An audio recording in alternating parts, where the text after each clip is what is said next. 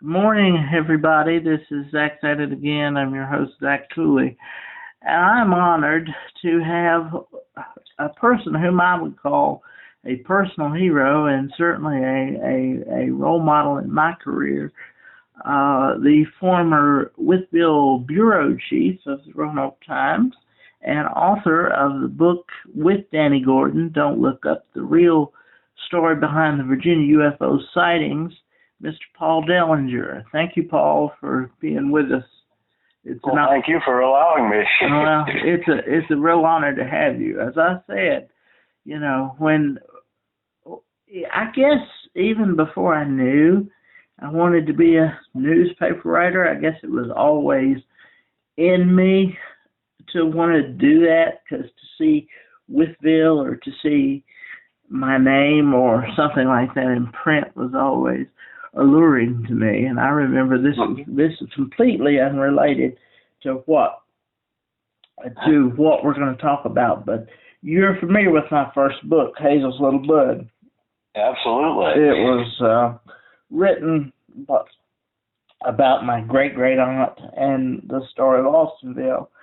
And I remember when the Stephen F. Austin Monument was unveiled in 1997, and Austinville made the front page of the Roanoke Times, and it was an article that you wrote. And I remember saying to my aunt, Austinville got Paul Dellinger to come write an article about him. We've hit the big time. And so when you made the Roanoke Times and you got Paul Dellinger to come and write something about you, it was big news to us. And your job as with the bureau chief, that what you did is exactly what I had in mind to do with my career. And I remember right before you retired, I had written a review about Sally Struthers being on the stage at a play in Radford, and you emailed me and wrote to me about that. And boy, I was on cloud nine when you complimented me on that. And to this day, when I ask you to write something for me and I read it, it's always very humbling. So know that it was a good article you wrote. Well, know that your talents are and your talents are still very widely admired and appreciated. And to get to know you through my adult life and to call you a friend, that's been a tremendous blessing. So thank you for that, sir. Oh, sure thing. Now we're talking about Don't Look Up, and this book has been out of print for many years, but through the miracle of self-publishing, which made me an author, it's back in print again. So you had said in a previous book talk, or when you were asked to come to the library to recount all of your publications, you had said that Don't Look Up is not a favorite of your personal repertoire. Is the revamped version, does that change at all for you, or is it still not a favorite? This is the new improved version. The first one was rushed out by the publisher without even giving us a chance to proofread it. So it was full of typographical errors. And they also inserted a lot of kind of inane cartoons in it that sort of made it, we went for it to be a serious thing. Yeah. And that sort of made fun of it. So we like the new version better. Yeah. So what has changed about the new version other than typographical, other than the grammatical corrections? I just went through it and updated things like Sheriff Pike is no longer the sheriff of Wythe County. Right. Put that in the past tense, things like that. Right. And then each of us, Danny and myself, added a new chapter that kind of brought things up to date. And sort of gave a summation of your whole feelings on the whole craze. Now, I guess I have to ask, I wasn't really going to come out and do it this way, but I guess I have to ask, because you are the science fiction guru. I mean, you've written so many science fiction books that are outstanding, by the way, and I'm not even a science fiction fan.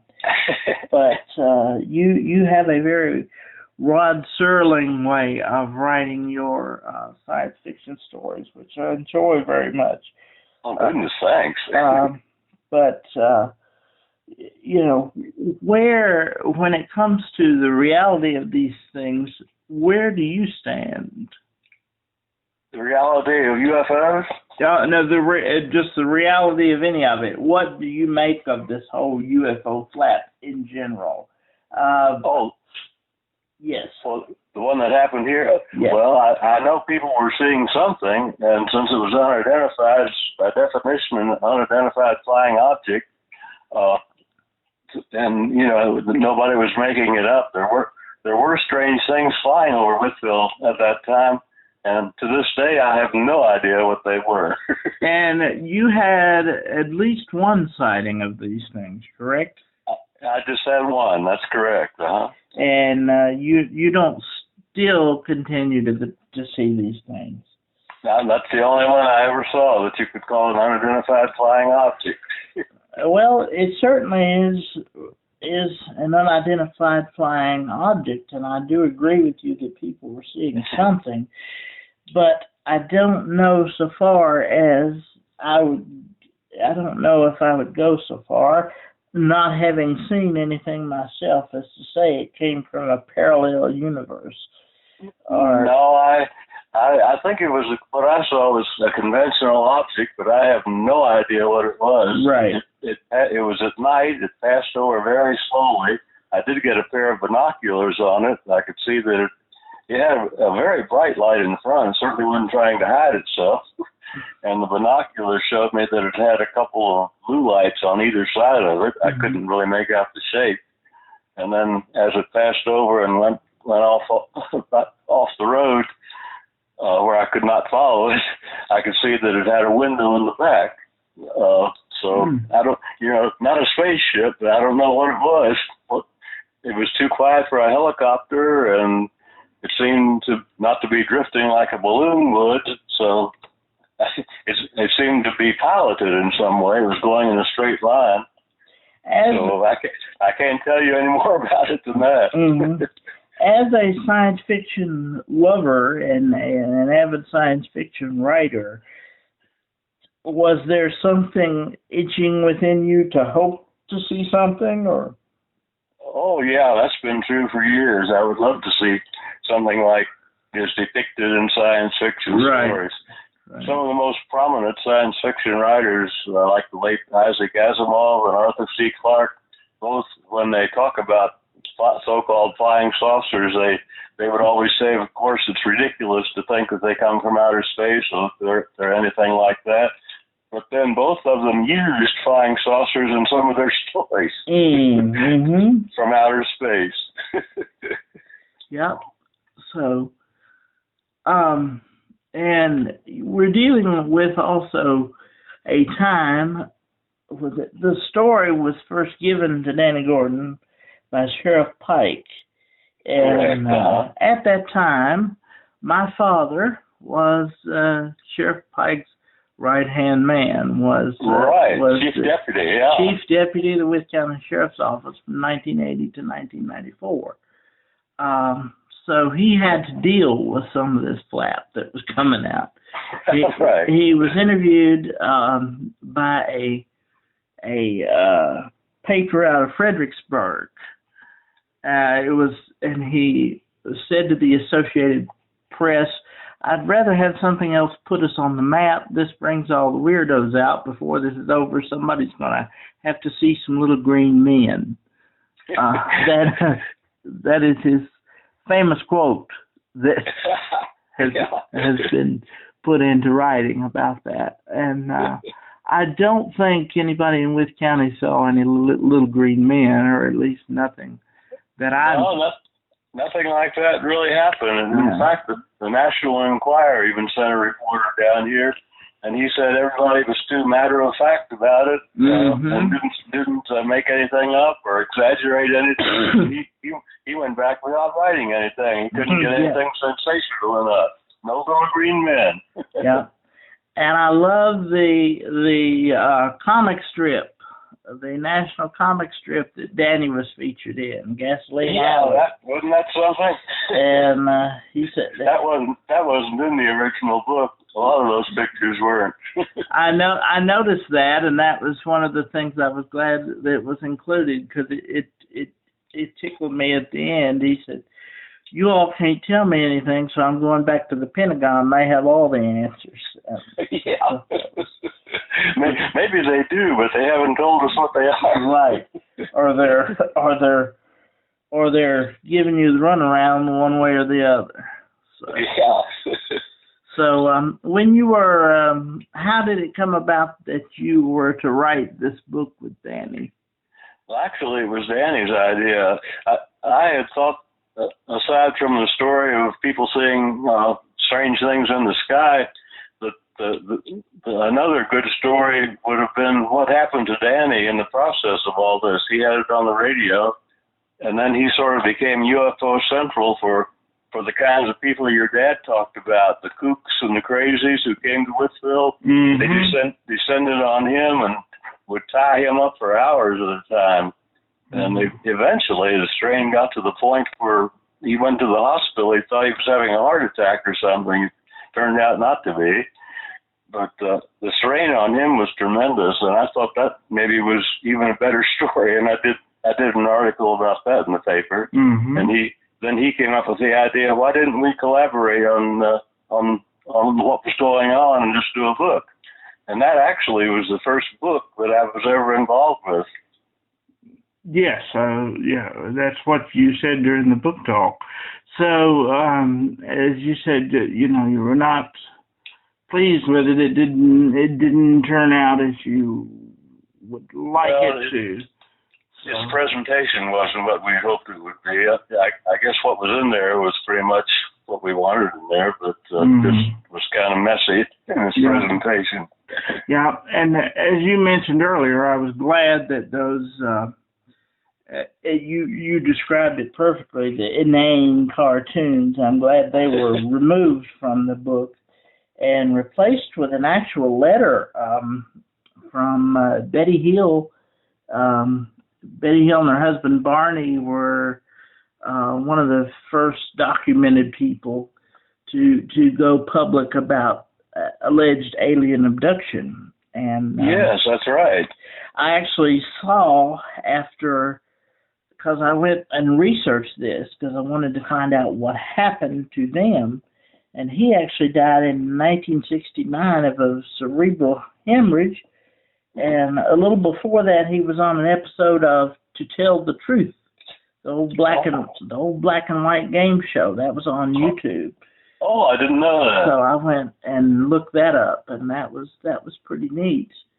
Interesting. But anyway, you all got a letter after the book was published from Betty Hill, a 2-page letter, which I thought was pretty interesting. Yeah, that revealed things I hadn't known about their experience.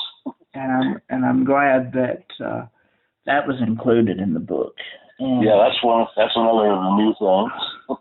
And but that Unsolved Mysteries thing, that was, that put us on the national spotlight. And you could see at the time, you say, well, that's where I go grocery shopping, at that food line, where those lights came over, and when he was pulling up in the segment where he was pulling up into the hospital, he was actually pulling into Wythe County Community Hospital, and the radio station, the actual radio station on South First Street at the time, was being used, and that is where your office was, correct? That's right. So were you and Danny friends before then? Yeah, we saw each other about every day. At that time, the radio station was upstairs in that building, and my office was in a little room downstairs. So we would pass each other on the steps several times a day. So after you collaborated on this book, did that create a closer friendship between you and Danny, or? It probably did, yeah. Collaboration on a book does take a certain amount of trust with one another. I suppose, yeah. And so were you bombarded a lot at the time of the book coming out with other reporters, TV, and that sort of thing? Was I what? Were you bombarded by reporters and? Oh, no, not really. I wasn't. And UFO seekers and all this? No, after the book came out, I did have people come up to me and describe sightings that they said they had maybe years ago but hadn't talked about. Mm-hmm. But that was about the extent of it. Danny got the brunt of all that, people descending on Wytheville and trying to find get somebody to take them to where they could see UFOs. So then, with that dissension, speaking of the dissension, there was a UFO festival in town on June the 11th. That's 11 days from when we're speaking now. Mm-hmm. So what's your make of all that? It showed that there was a lot of interest in the subject. Of course, a lot of the people there had other interests as well. There were people there with everything from tarot cards to puzzles to things that were, I don't know, I guess you could say are the fringe elements of interests besides UFOs. But I guess the bulk of it was the UFO controversy, sort of the anniversary. I think it was about the 35th anniversary of the flat that Wytheville had. So was there a large crowd that turned out for this? Yes, it surprised me. It was quite a crowd. And do you think there's sort of a renewed interest in your book? Well, it did seem to be popular. We were able to sign a lot of copies of it. In fact, we didn't get to hear the speakers because we had to stay at our table and sign copies, Danny and I. Right. But you did give a talk at the UFO Fest. I gave a short one on what I thought science fiction had to do with the UFO phenomena. And I was able to find Danny's lecture on YouTube, as well as that of Sean Cox, who is the producer, director, writer, what have you, of this UFO, Wytheville UFO documentary that's supposedly coming up, hopefully. Yeah, I'll be interested in seeing what that's going to be like. Yeah, me too. And were you interviewed for that? It seems to me he talked to me many, many years ago. It's been a kind of a long-term project. I can't even remember what the questions were or what I might have said if I'm in it at all. Right. Okay. Well, what can you give an overview of what you spoke about, since I can't seem to find your part of the lecture on YouTube? Well, I talked a little bit about how there used to be science fiction pulp magazines. They were called pulp magazines because they were on pulp paper, and which would disintegrate after a certain amount of time. They were kind of throwaway magazines. Right. But a lot of them featured imagined spacecraft, alien spacecraft that were circular. Even if people didn't read them, they were bound to see the covers on the newsstand of these gaudy, colorful, what you would now call flying saucers. But the term flying saucers weren't invented until 1947, and these pulp magazines were decades before that. So I was saying that the science fiction magazines kind of prepared us to make the assumption that things that looked like that came from outer space. And might have in some way fueled that conception. Exactly, yeah. And then there was another factor. There was the magazine Amazing Stories, which was actually the first science fiction magazine, had an editor at the time named Ray Palmer, who just took this UFO controversy and jumped on it. Kenneth Arnold, the pilot who was the first person to report seeing circular objects flying, Ray Palmer commissioned him to go interview other people who had seen them, and he popularized the concept of flying saucers for years with the magazine until I guess the publisher decided enough was enough, and they let him go. That's always been a subject of controversy. So he went on and founded another magazine called Fate Magazine. I think that may be still around, even though Mr. Palmer's long gone. And it was he continued his obsession with flying saucers. Had articles about people like Barney and Betty Hill who claimed to have had contact with extraterrestrials, that sort of thing. Right. So go ahead. My argument was that science fiction did indeed have an influence on flying saucers. And the movies, of course, were a whole separate thing. I don't know how many movies I could think of off the top of my head where people came from outer space in flying saucers. Sure. And you wrote for some of these science fiction magazines, short story magazines, did you not? A few of them. Well, the pulp magazines were, of course, all gone by then, but I had some things published in a few magazines. And are there still such magazines around today? Basically, there are three fantasy and science fiction magazines still around, although I think it's every other month now. Astounding magazine is still around, but now it's called Analog. And there's one more. There was a magazine named for Isaac Asimov, the Isaac Asimov science fiction magazine, and that's still in existence.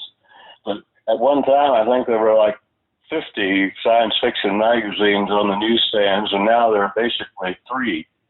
And do you still write for those? I would if they would take my stories. Well, I haven't published anything in any magazine for quite a while now. Right. Okay.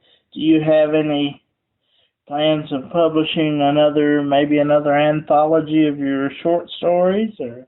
I think I've pretty well used up all the short stories that I had published in that first anthology. I got most of them into that. Well, that's great, because that was a really enjoyable compilation. Oh, thanks. But my favorite of all that you've written was the Western.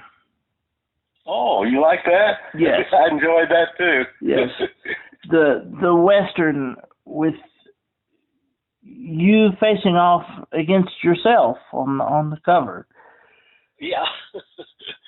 That's probably a mistake. I should have let somebody else design the cover. Yeah, no. I thought that was quite clever, actually, because my naive remark to you is one of those people in the picture you?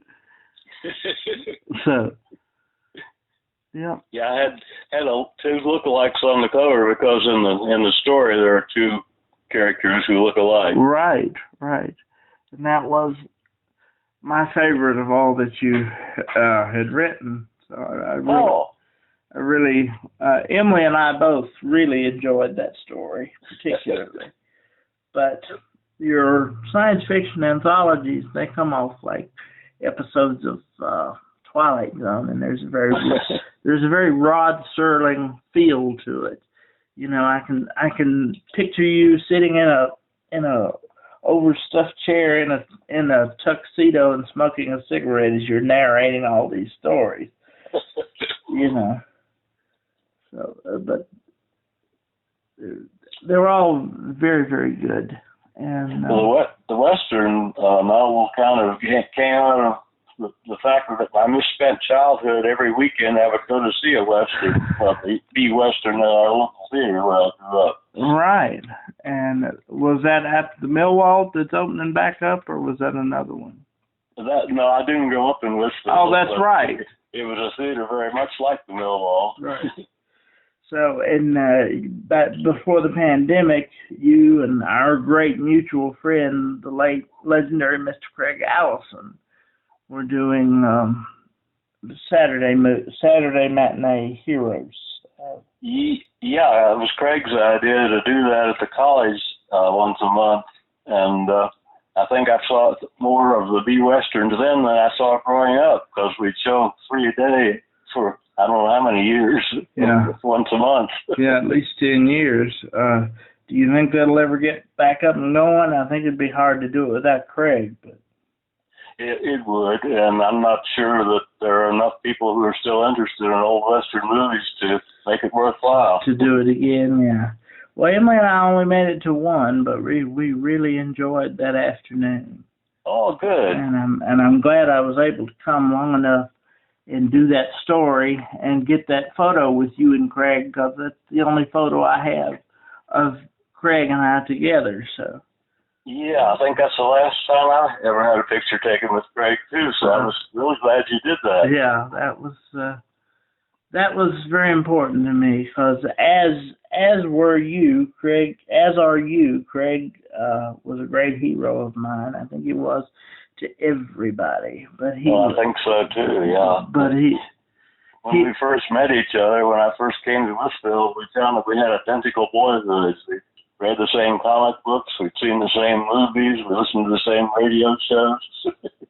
Well, when I interviewed Craig about that, he described it as he said Paul and I were the brothers that each other never had, and we found that out.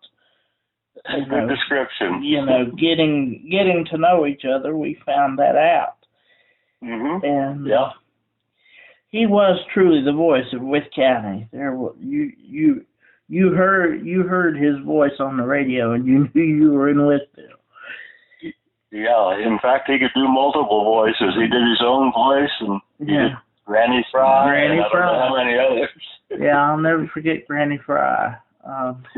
Now, this new picture on the front cover that was taken, it's taken in an updated version of that parking lot. It's actually the same parking lot where Danny got his pictures of the UFO. It is the same parking lot, but you can tell them that it's an updated version, because the other one's gone. The Harbor Freight was not there. Right. And they just superimposed some figures on it, of a man and a woman and a child, it looks like. Right. Silhouette. Oh, they were superimposed. I thought they had 3 people stand there and point. I didn't know they. No, that was added by the cover artist. Oh, wow. So it was just a blank picture of the parking lot, and then somebody added all the images. And then on the back cover, it has you and Danny in your respective office on First Street, looking up trepidatiously. Yeah, that was the idea of the photographer, Gene Dalton, who at the time worked for Roanoke Times. He staged that, where he had the book floating in the air over our heads. And said, "Don't look up," and you all are looking up in supposed fright. Exactly, yeah. Danny came up with the title, and Gene came up with the idea for the picture.